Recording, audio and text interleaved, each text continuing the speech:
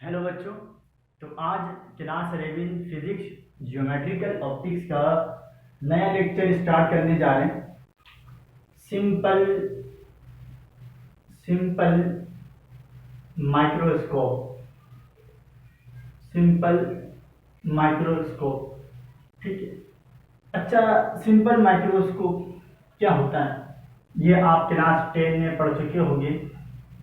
देखो बच्चों, इसको पढ़ने से पहले कुछ समझो।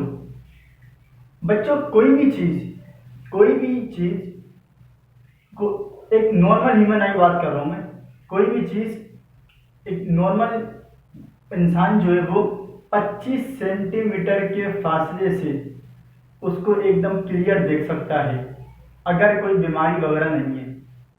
मैं एक आम इंसान की बात कर रहा हूँ। 25 सेंटीमीटर जिसको कहते हैं least distance of distinct vision, और ये 25 सेंटीमीटर होता है, ठीक है ना। 25 सेंटीमीटर इतनी दूर के फासले से ही एक आम इंसान किसी भी चीज को एकदम क्लियर देख सकता है। यानी ये 25 सेंटीमीटर है, अगर कोई भी चीज है उसको इतनी दूर के फासले से ही एकदम क्लियर देख सकता है। अब अगर कोई चीज 25 सेंटीमीटर के फासले से नहीं देख पा रहा, या कोई बहुत छोटी चीज है, यानी 25 सेंटीमीटर, अगर कोई चीज इतनी छोटी है क्या उसको 25 सेंटीमीटर के फासले से एक तो दिख सकती है, लेकिन कोई इतनी छोटी है कि 25 सेंटीमीटर के फासले से भी नहीं दिख रही, तो अब उसके लिए हमें जरूरत होती है सिंपल माइक्रोस्कोप की। और ये क्या है? ये सिंपल एक कॉन्वेक्स लेंस है जो करता क्या है, इमेज को मैग्नीफाई दिखाता है, वर्चुअल इमेज बनाता है, मैग्नीफाई बनाता है। तो जब एक आम इंसान 25 centimetre least distance of distinct vision, ये 25 सेंटीमीटर है ना, अगर इतने फासले से भी वो उसको क्लियर नहीं देख पा रहा, अब उसको और करीब लेकर आएगा तो देखो क्या होता है भाई। बहुत अगर करीब से पढ़ते हैं तो बारीक लिखा हो तो सर में दर्द हो जाता है, ऐसा ही होता है ना। तो अगर और करीब लेकर आएगा, छोटी चीज है जिसको 25 सेंटीमीटर के फासले से नहीं दिख रही, और करीब से अगर देखेगा तो क्या होगा, सर में दर्द होता है। तो अपने को चाहिए होता है सिंपल माइक्रोस्कोप। ये इंस्ट्रूमेंट करता क्या है? अच्छा, ये सिंपल एक, इसमें एक कॉन्वेक्स लेंस होता है सिंपल, ठीक है। ये इमेज को बड़ा करके दिखाता है। आप देखोगे तो इमेज जो बनाएगा वो बड़ी बनाएगा, मैग्नीफाई बनाएगा, वर्चुअल इमेज। ये काम है सिंपल माइक्रोस्कोप। सिंपल इसमें पेपर में पूछता है इसकी कंस्ट्रक्शन। तो कंस्ट्रक्शन में क्या है? सिंपल एक इसमें एक कॉन्वेक्स लेंस होता है, ठीक है। और वर्किंग क्या है? वर्किंग ये है, मान लो मेरे पास ये एक कॉन्वेक्स लेंस है, काम कैसे करता है, ठीक है ना, ठीक है। अब बच्चों देखो, अब ये मैं मान लूं इसकी फोकल लेंथ, ठीक है। अब मान लो ये ऑब्जेक्ट यहां पर रखा हुआ है, ठीक है। अब अगर मैंने इस लेंस को जो मेरे पास कॉन्वेक्स लेंस है, दरअसल यही सिंपल माइक्रोस्कोप है, यही उसमें कॉन्वेक्स लेंस होता है। तो अब मैंने अगर इसको as a simple microscope behave करवाना है तो हुआ क्या, हम ऑब्जेक्ट को लेकर आते हैं अंडर फोकल लेंथ, यानी कि फोकल लेंथ के अंदर अंदर ही मैंने ऑब्जेक्ट को रखना होगा। अगर मैंने क्या चाहिए, अगर मुझे चाहिए वर्चुअल इमेज, मैग्नीफाई इमेज, ठीक है ना। ये मेरे पास है लेंस, ठीक है, ये फोकल लेंथ। अगर तुम्हें ये केस याद है, जब हमने इमेज बनाई थी तो एक केस था हमारे पास, जब हम इमेज ऑब्जेक्ट को फोकल लेंथ और ऑप्टिकल सेंटर में रखते थे तो अपने पास इमेज क्या बनती थी, इमेज अपने पास बनती थी वर्चुअल, ठीक है ना, वर्चुअल बनती थी, और मैग्नीफाई इमेज बनती थी, ऐसे ही कुछ, ठीक है ना। तो सिंपल माइक्रोस्कोप यही करता है कि जब अपने पास, जब अपने को, वह सिंपल करता क्या है, ये सिंपल ऑब्जेक्ट, आपने ऑब्जेक्ट को देखते हो तो उसकी इमेज जो है बड़ा बनाता है हमें, फिर बड़ी इमेज दिखती है, छोटी चीज है उसको बड़ा करके दिखाएगा। ये इसका काम है सिंपल माइक्रोस्कोप। और वर्किंग क्या है, इसको अंडर फोकल लेंथ रखना पड़ेगा, तो अपने को क्या मिलता है, वर्चुअल और मैग्नीफाई इमेज। ये तो अपने को पता है क्योंकि हमने जब इमेज बनाई थी तब हमने ये केस पढ़ा था, ठीक है ना। ये इसकी वर्किंग है, ठीक है। तो पेपर में सवाल आता है कि इसकी आपको कंस्ट्रक्शन और इसकी वर्किंग बतानी होती है। ठीक है, तो ये कंस्ट्रक्शन और इसकी वर्किंग है। अच्छा, हमें इसकी मैग्नीफिकेशन का फॉर्मूला ड्राइव करना है। मैग्नीफिकेशन का फॉर्मूला ड्राइव करना। बच्चों, मैग्नीफिकेशन क्या होता है? मैग्नीफिकेशन होता है the ratio of height of image to the height of the object. Height of image और हाइट ऑफ ऑब्जेक्ट का रेशियो, यानी कि ऑब्जेक्ट के मुकाबले में इमेज कितनी बड़ी बनी, जो ऑब्जेक्ट है उससे कितना बड़ी बनी इमेज, उसको कहते हैं मैग्नीफिकेशन। ठीक है। अच्छा, जो ये रेशियो है इसको हम ऐसा भी एक्सप्रेस करते हैं, Q/P, image distance by object distance. इसको लीनियर मैग्नीफिकेशन भी कहते हैं, लीनियर मैग्नीफिकेशन। ठीक है। एंगुलर मैग्नीफिकेशन भी होता है, angular magnification.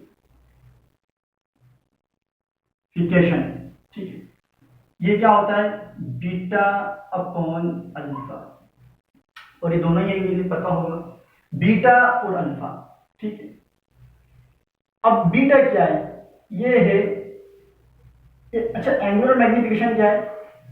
Ratio of beta और अल्फा का। अब देखो, बीटा और अल्फा है क्या भाई? मान लो मैंने यहां पर रखा ऑब्जेक्ट, ठीक है, ये आई और मैं ऑब्जेक्ट है, ठीक है, मैं इसको देख रहा हूं। तो अभी मेरी आई पर जो एंगल बन रहा है ऑब्जेक्ट से, तो वो जो है उसे कहते हैं अल्फा। ठीक है। अब मान लो कि मैंने एक माइक्रोस्कोप लेकर आ गया, अब मैं उससे देख रहा हूं, तो अब जो ऑब्जेक्ट की इमेज बनी, इमेज से मेरी आई पर जो एंगल बन रहा है उसे कहते हैं बीटा, उसे कहते हैं बीटा। ठीक है ना, बीटा। ठीक है ना। अभी यहां पे इंस्ट्रूमेंट था ही नहीं, हम डायरेक्ट देख रहे थे ऑब्जेक्ट को, वो अल्फा। अब किसी इंस्ट्रूमेंट को देखा हमने, ठीक है ना, तो अब इमेज का जो है, इमेज से जो एंगल बन रहा है आई पर, उसे कहते हैं बीटा। तो बीटा और अल्फा का रेशियो ये कहलाता है एंगुलर मैग्नीफिकेशन। ठीक है। तो हमने ड्रा करना है सिंपल माइक्रोस्कोप की मैग्नीफिकेशन का फॉर्मूला। ठीक है। तो उसके लिए मान लो कि मेरे पास कोई एक ऑब्जेक्ट है, ठीक है, मेरे पास ऑब्जेक्ट है, मैं इसको ए कह देता हूं और बी कह देता हूं। मैंने इसको रखा है कितनी दूर के फासले पर? डी डिस्टेंस पर। और डी क्या है? Least distance of distinct vision. ठीक है, और इसकी वैल्यू पता 25 सेंटीमीटर होती है।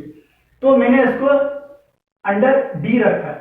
ठीक है, ये मैंने इसको देखा आई है, और ये जो एंगल बना वो है अल्फा। ठीक है। अब मैं करता क्या हूं, इस ऑब्जेक्ट को करीब लेकर आता हूं और फोकल लेंथ में रखता हूं। ठीक है ना, तो मैंने यहां पर एक लेंस रख लिया, ठीक है ना, कॉन्वेक्स लेंस से मैंने रख लिया इसको, और मैं इसको अंडर फोकल लेंथ रखता हूं। ठीक है ना, ठीक, क्योंकि फोकल लेंथ के अंडर रखने से ही अपने को मैग्नीफाई इमेज मिलेगा। ठीक है ना, वर्चुअल इमेज बनता है। तो ये मैं अगर ये बना मेरा वर्चुअल इमेज, और कहां पर बनेगा? अच्छा, ये जो इमेज बनेगी ना, ये भी डी डिस्टेंस की दूरी पर बनेगी। अभी ऑब्जेक्ट को जहां पर रखा था वहीं पर क्या बनेगी?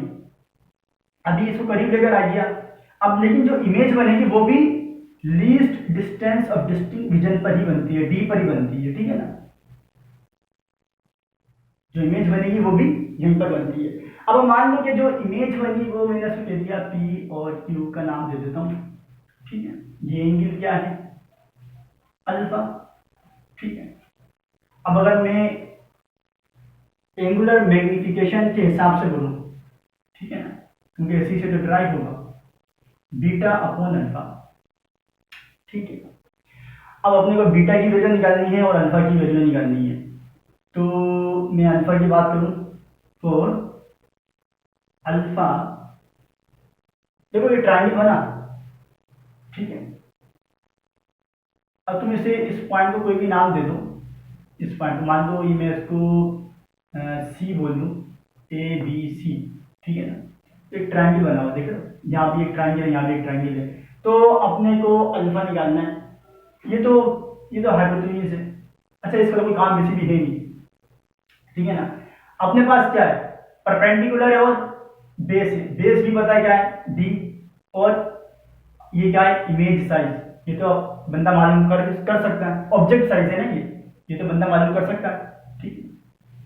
तो मैं अगर लगाऊं tan alpha is equal to tan theta, क्यों लगाया, क्योंकि दोनों पता है, ठीक है ना। अगर साइन और कोस लगाते हैं तो फिर अपने को हाइपोटेन्यूज उसमें पता नहीं है, ठीक है ना। क्योंकि साइन में क्या होगा, परपेंडिकुलर अपॉन हाइपोटेन्यूज, तो ये तो पता नहीं है। कोस भी नहीं लगा सकते, उसमें बेस अपॉन साइन तो लगा नहीं सकते, समझ रहे हो ना, साइन।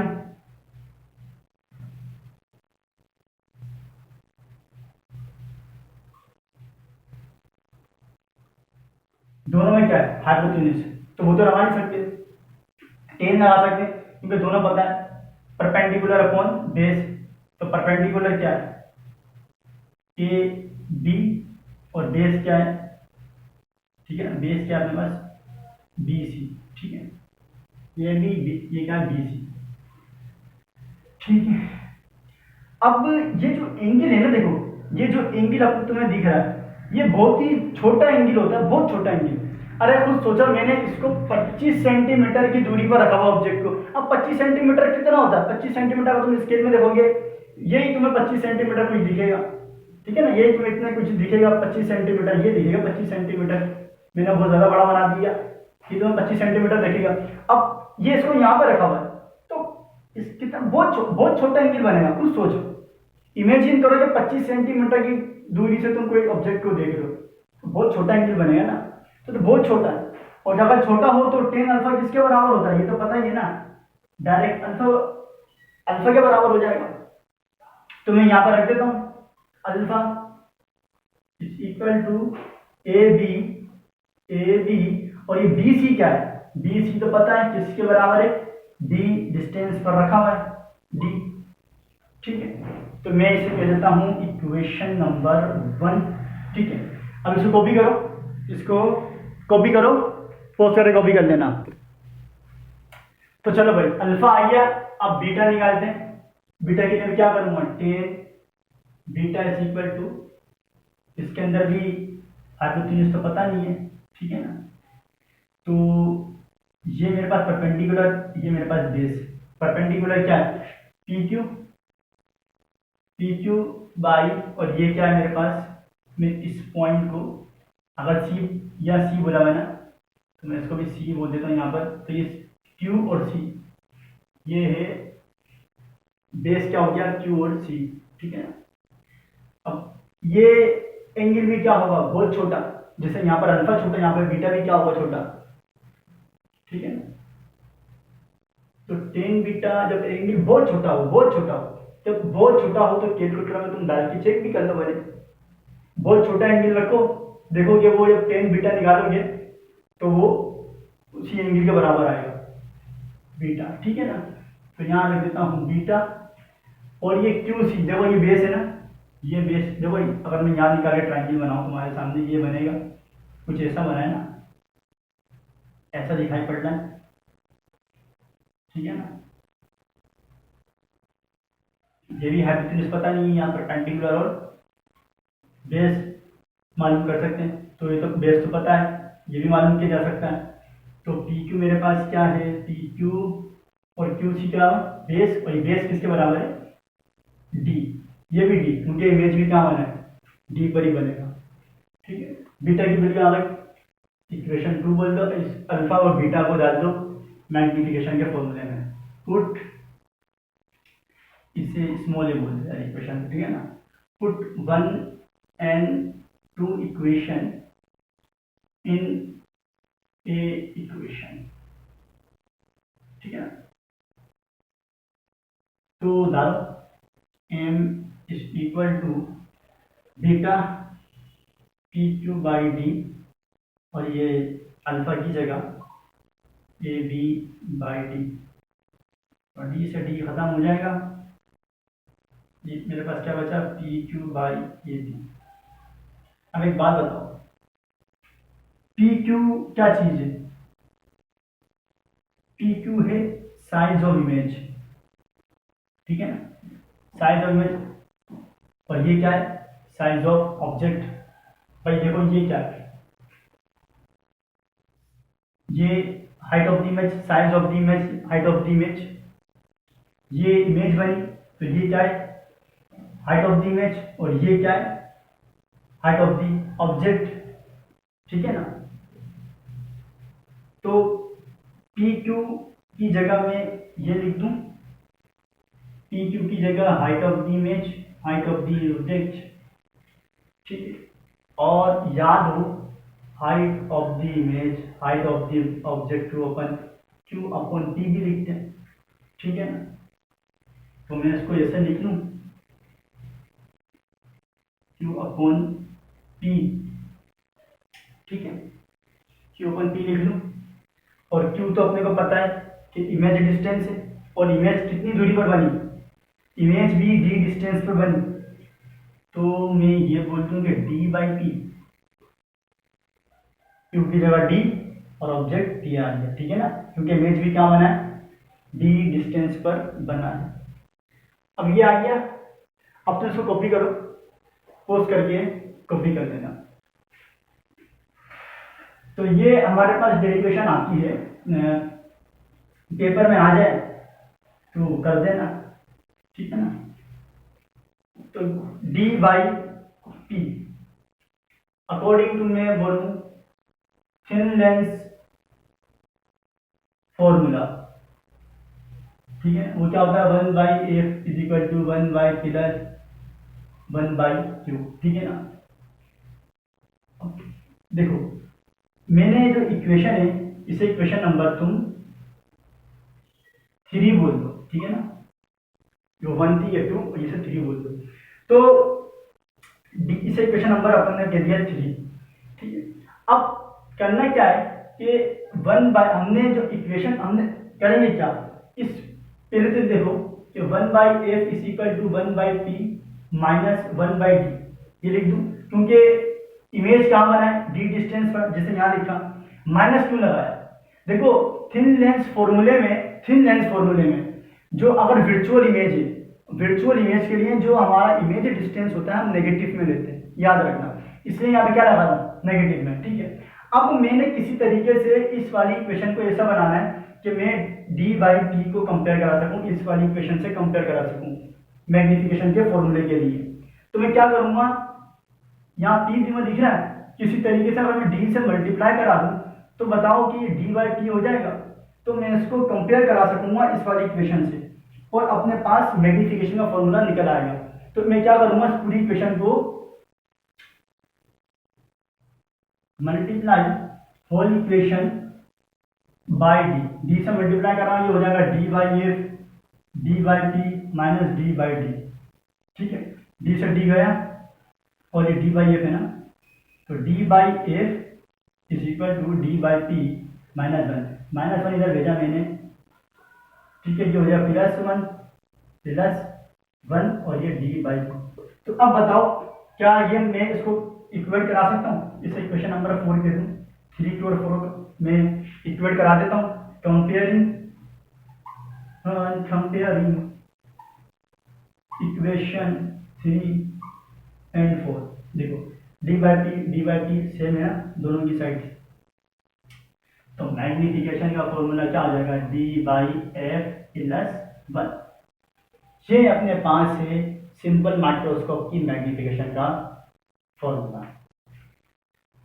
तो ये थी डेरिवेशन, इसकी प्रैक्टिस करो, पेपर में आती है, बाकी पढ़ाई करो। अल्लाह हाफिज़।